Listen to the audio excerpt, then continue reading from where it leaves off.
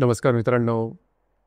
मे 2025 हा संपूर्ण महिना थोडासा विशेष आहे.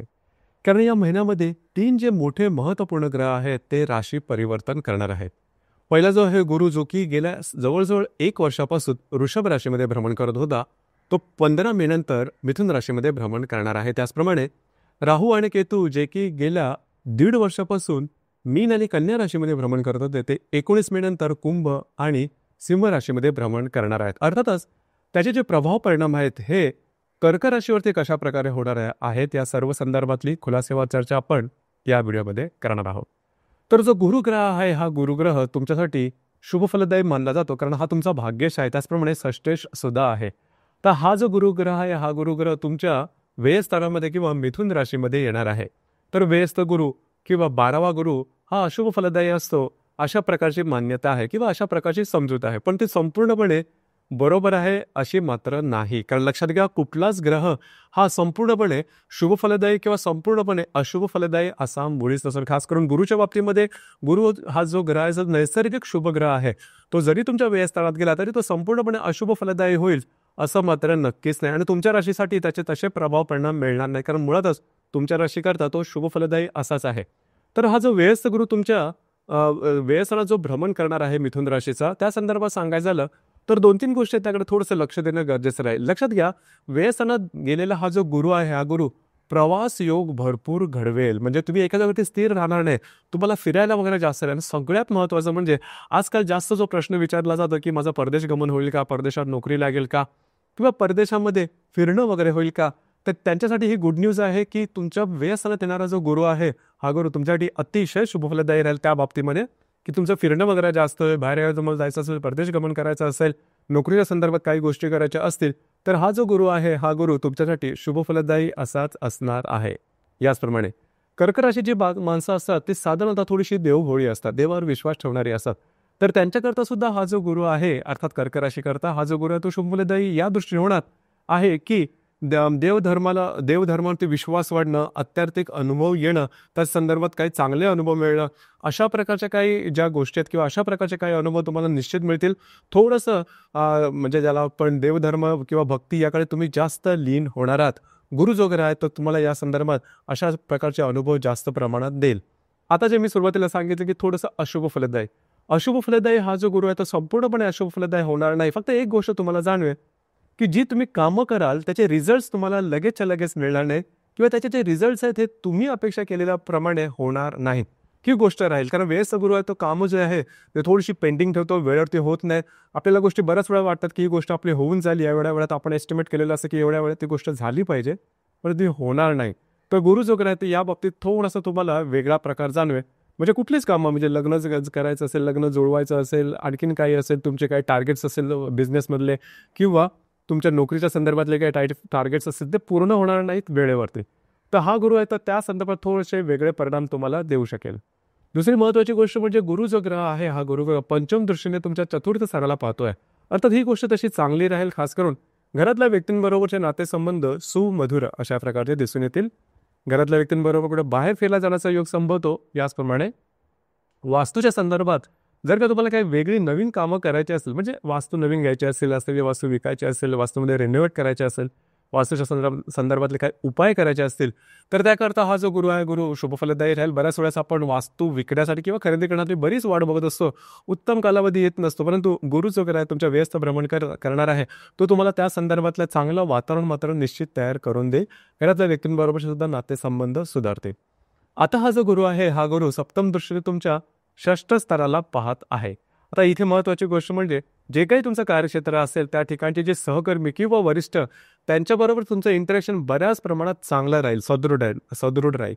ही गोष्ट खूप चांगली राहील. याचप्रमाणे आरोग्याकडे थोडंसं लक्ष द्या. आरोग्याच्या संदर्भातले काही त्रास जर का असतील तर त्याची काही लक्षणं तुम्हाला वर्षभरात दिसू शकते. तर या ठिकाणी आणि महत्त्वाचं म्हणजे खाण्यापिण्याच्या गोष्टीकडे लक्ष द्या. तुमची जी रास आहे ती थोडीशी ओबेसिटीकडे लवकर जाते, मेदवृद्धीकडे लवकर जाते.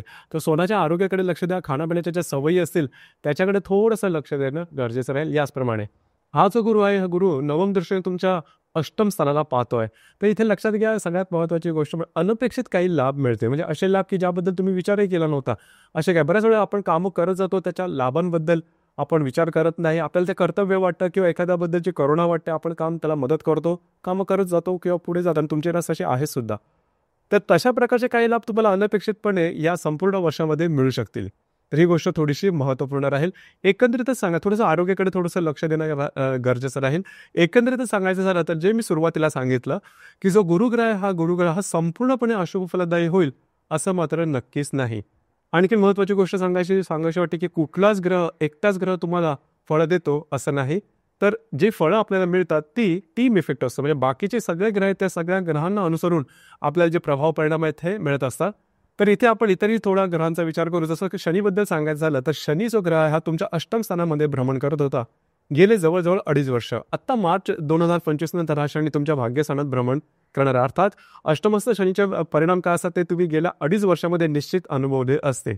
आता मात्र तसे मिळणार नाहीत, परंतु हा जो शनी तुमच्या भाग्यस्थानामध्ये भ्रमण करणार आहे हा थोडंसं तुम्हाला देवभोळं मात्र निश्चित बनवेल. म्हणजे उपास तापास किंवा देवाच्या संदर्भातल्या ज्या गोष्टी किंवा मंदिरांना भेटी देणं, पवित्र स्थानांना भेटी देणं, त्या संदर्भात फिरणं जास्त होणं, अशा प्रकारचे काही अनुभव तुम्हाला निश्चित मिळू शकतील.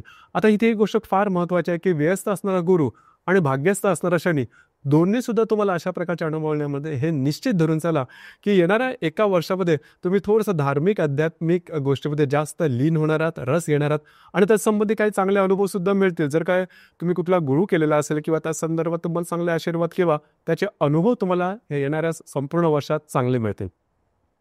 आता हा जो गुरु आहे तुमच्या लाभस्थानाला किंवा तुमच्या तृतीय स्थानाला, तुमच्या षष्ठ स्थानाला पाहतो. तर थोडंसं लक्ष द्या. आर्थिक संदर्भात तुम्हाला थोडंसं वाटेल, की गोष्टी थोड्याशा होत नाही आहेत किंवा आपल्या अपेक्षेप्रमाणे आर्थिक लाभ मिळत नाही. काळजी करू नका, हा तात्पुरती गोष्ट आहे. गोष्टी तुमच्या मनाप्रमाणे निश्चित होतील. फक्त आरोग्याकडे थोडंसं लक्ष देणं गरजेचं राहील. ही गोष्ट महत्त्वाची राहील. तर शनी जो ग्रह आहे, शनी ग्रह एक मात्र निश्चित, की गेली 2.5 वर्ष जेवढी वाईट गेली तेवढी मात्र आता येणारी असणार नाही. त्याच्यामुळे तशी काय काळजी करू नका. राहू केतूबद्दल सांगायचं झालं तर राहू आणि केतू हे तुमच्या भाग्य आणि तृतीय स्थानामध्ये भ्रमण करत होते. 19 मे नंतर राहू आणि केतू तुमच्या अष्टम आणि द्वितीय स्थानामध्ये भ्रमण करणार आहेत. अर्थात राहू जरी अष्टम स्थानाला आपण मृत्यू स्थान म्हणतो किंवा अशुभ स्थान म्हणतो, परंतु जे मी तुम्हाला सुरुवातीला सांगितलं, की कुठलाच ग्रह हा संपूर्णपणे अशुभ फलदायी होत नाही. तो त्या ग्रहाचं जे भ्रमण आहे त्या भ्रमणाप्रमाणे जर का तुम्ही त्याचा लाभ घेतला तर अर्थातच तुम्हाला ते चांगले लाभ निश्चित मिळतील. जसं की राहू हा तुमचा अष्टम स्थानामध्ये भ्रमण करत आहे, तर तुम्हाला इझी मनी ज्याला म्हणतो, की झटपट पैसे मिळणं ज्याला आपण म्हणतो, तशा प्रकारचे काही अनुभव तुम्हाला मिळू शकतील. लक्षात घ्या, तशा प्रकारचे काही ऑपॉर्च्युनिटी तुम्हाला मिळू शकतील, की ज्या शुभफलदायी सुद्धा असतील. वर्ककडे तुम्हाला ते थोडंसं रिस्की वाटेल किंवा तुम्हाला वाटेल की हा आपला टाईप नाही किंवा हे काय गोष्ट बरोबर नाही आहे. परंतु जर का तुम्ही त्याचा व्यवस्थितपणे विचार केला तर अशा प्रकारचे जे प्रलोभन आहे किंवा अशा प्रकारच्या गोष्टी ऑपॉर्च्युनिटी ज्या तुम्हाला समोर येतील त्या तुमच्यासाठी शुभफलदायी असतील. फक्त अष्टमस्थ जो राहू आहे, हा राहू आरोग्याच्या संदर्भातले मात्र काही त्रास निर्माण करू शकेल. तर ही गोष्ट थोडीशी महत्त्वाची राहील. या गोष्टीकडे थोडंसं लक्ष देणं गरजेचं राहील. आरोग्याच्या संदर्भातले असे काही त्रास निर्माण होतील की त्याचं रिझनिंग समजणार नाही. अर्थात हा जो राहू आहे, राहू जवळजवळ 1.5 वर्ष किंवा 18 महिने हा तुमच्या अष्टमात राहणार आहे. तर त्या संदर्भात आत्ता ज्या गोष्टी सांगितल्या याकडे थोडंसं लक्ष देणं गरजेचं राहील. तुमच्या द्वितीय स्थानात जो केतू आहे की तो तुम्हाला अनावश्यक खर्च करावाच लागेल. मला माहिती आहे की तुमची जी रास आहे ही प्रॅक्टिकल आहे, पैसे खर्च करण्याच्या बाबतीत नीट विचार करणारी आहे. परंतु काही वेळेस गोष्टी अशा प्रकारे समोर येतात की नेमका आपल्याला खर्च करावा लागतो आपल्या मनात नसून सुद्धा. अशा प्रकारचे सुद्धा काय अनुभव येतील. सगळ्यात महत्त्वाचं म्हणजे येणाऱ्या खास करून वर्षभरामध्ये विवाहित असाल तर वैवाहिक जोडीदाराच्या आरोग्याकडे थोडंसं लक्ष देणं गरजेचं राहील. आरोग्याच्या संदर्भातले छोटे मोठे त्रास या दरम्यान डोकं वर करू शकतील. ही गोष्ट थोडी महत्त्वपूर्ण राहील. तर एकंदरीतच सांगायचं झालं तर हे जे तिन्ही ग्रह आहेत, हे तिन्ही ग्रह मिळून तुम्हाला इफेक्ट देणार आहेत, मिळून तुम्हाला परिणाम करणार आहेत. जे मी मगाशी सांगितलं, जरी गुरु हा व्यस्त वाईट जरी आपला साधारण समज असतो किंवा ऐकिवत असतं की व्यस्त गुरु किंवा 12 सणात असणारा गुरु तेवढा चांगला नसतो, परंतु काळजी करू नका. जर का तुम्ही त्याचा व्यवस्थितपणे आता सांगितल्याप्रमाणे जर का तुम्ही त्याचा विचार केला तर अर्थात हा जो गुरु आहे, हा गुरु तुम्हाला शुभफलदायी असाच असणार आहे. तर मित्रांनो, हे होतं मिथुन राशीत भ्रमण करणारा जो गुरु आहे त्याचे प्रभाव परिणाम कर्क राशीसाठी कशा प्रकारे असते या संदर्भातली चर्चा. धन्यवाद.